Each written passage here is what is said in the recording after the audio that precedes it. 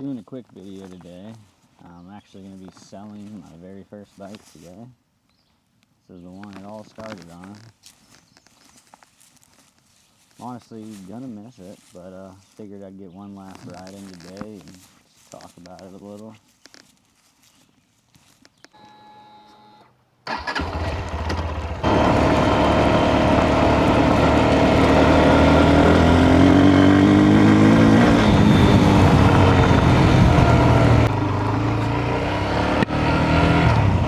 Alright guys, we're riding my KPM 200. This is the first bike I ever got. It's been a lot of fun learning on it. I mean, it's slow as a turd. 200 cc's, 6 speed.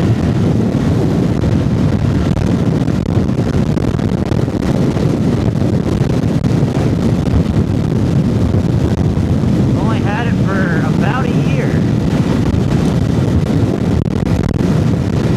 And honestly, it did really, really well while I was still living in town where the speed limits were closer to 35, 45 miles an hour. The reason I got my newer bikes is because out here the speed limits are 60 and above most of the time before you got the interstate. So I'm not finding those out all the time. This one, full throttle at up to 10 right now. Fast as you can go. That speedometer is over by 4, so 65 or so is about all we got. But being a bike that's only 240 pounds, very nimble. Super lightweight, super easy to use with parking lots, parking spots, even really easy to back up. Seat's nice and low, so you don't really have to worry about tiptoeing in the corner. I'm 5'10", so I'm kind of average. I'm not gonna lie, I mean, it's kind of nostalgic being on this thing, dude. It's been a while. I'm gonna miss it, that's for sure. 100 miles to the gallon is probably one of the coolest features of this bike. You go and go and go.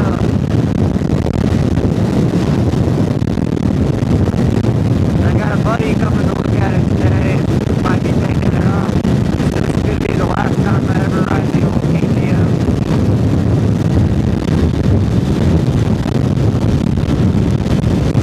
Nice little corner coming up. She leans in really nice. I will say, because it's such a cheap bike, you don't get any ABS, any traction control. You can definitely lock your brakes up if you're not careful. It's fun sometimes too. The laid over, like, seating position on this bike kind of has a sporty feel. Not quite as aggressive as a sport bike, but you scoot your butt back, you can definitely lean into it. It's got these nice little notches for your knees.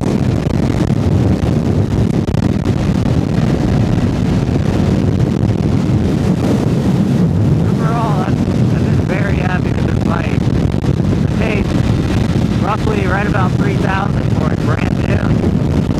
It's only got 2,200 miles, but it's going strong. For a Chinese bike, like some people warn me about, I haven't had any issues. Nothing's broken this shit. Maintenance is good. Even on my Ninja 650, there's only a singular oil filter. On this thing, you've got an oil screen and an oil filter to change, so it's arguably better. And I'm gonna miss this bike, that's for sure. It's always felt like a dog, just full throttle all the time, but it does really, really well. My tailback opens up, gotta pull over. Brakes are great too.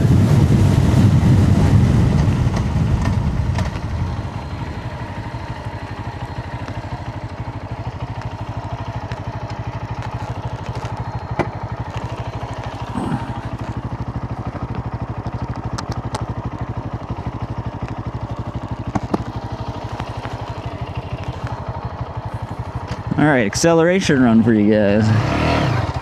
That was terrible.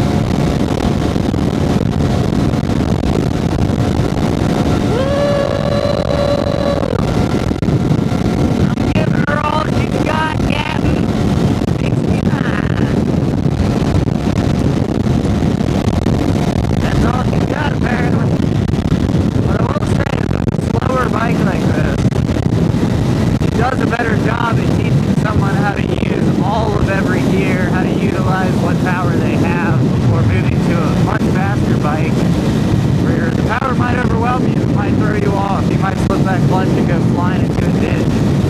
But on this thing, it honestly stalled. I've never even stalled any of my other bikes. I stalled this one today when I pulled it out of the garage. Like, it has so little power that if you don't give it just a little bit of juice when you let that clutch out, it's gonna stall. This really teaches you to use your gears. If you go into a corner in fifth gear and you don't have any power out of it, you're gonna know, go down to fourth, go down to third. When I ride my Ninja 650, I can basically just ride around in sixth gear all the time, even if I'm going 40 miles an hour. Same with the Vulcan, I can go 20 miles an hour or 50 miles an hour in second gear, or 70, it really doesn't matter. But when you don't have any torque or horsepower to work with, there's a little bit more teaching there.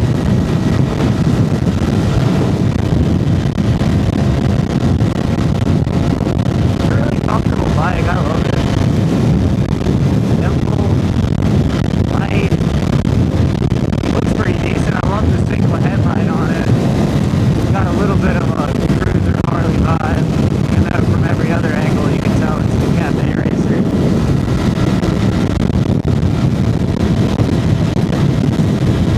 I think my buddy that's going to be getting this bike will be very happy with it. I mean, it's going to be his first real bike too. Other than, I believe, an Abbey that can only do about 45 and 50. So that is something that can do 75, almost 80. And honestly, if you upgrade the front sprocket bigger and rear sprocket smaller, you can easily get another 5-10 miles an hour out of this. Just gotta do your math. The gear ratios, right? I honestly thought about doing it myself. I even considered putting crack bars on her, putting a rear rack on her, putting some 50/50 off-road tires on her, and turning this into like a scrambler. But now that I got my Templar 250, I don't really need this to be a scrambler. That thing can go faster than this, and can do it off-road as well. Still missing. This bike is what started it all for me.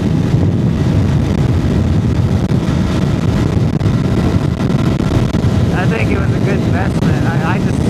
Personally, I decided to spend the money on this for $3,000. Get something that's brand new and I won't have to monkey around with at all, even though I do know what I'm doing with the rest. So I can just drive it, and I have driven it for 2,220 miles without a single issue. I love my Vulcan, but it's 20-some years old and I'm constantly replacing seals and all kinds of stuff on it. Ninja is my new bike now, so that's why this one's going to go to a better owner.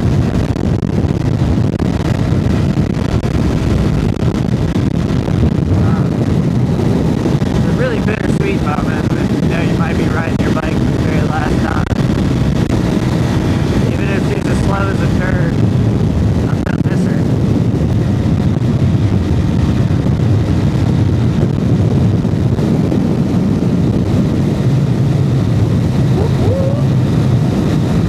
That's the sound of the bullet is. Why do they eyeball me so hard? Can't you tell by looking at this thing that I can't go over like 60, 70 miles an hour?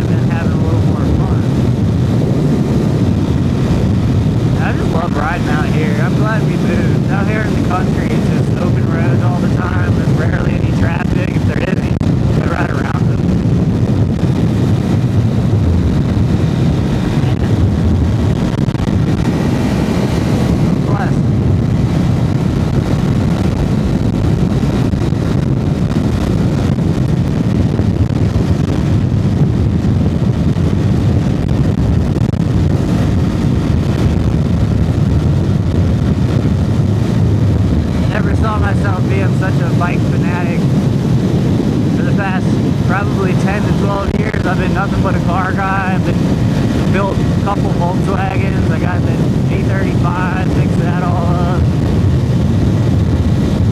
Somehow, when I got on a bike, it's like the 84 Rabbit with the engine swapping cams and straight piped exhaust. It wasn't as cool.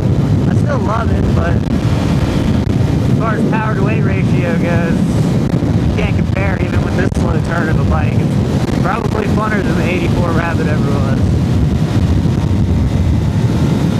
Other than the sound, it doesn't sound too great compared to the Rabbit. That thing sounds nasty.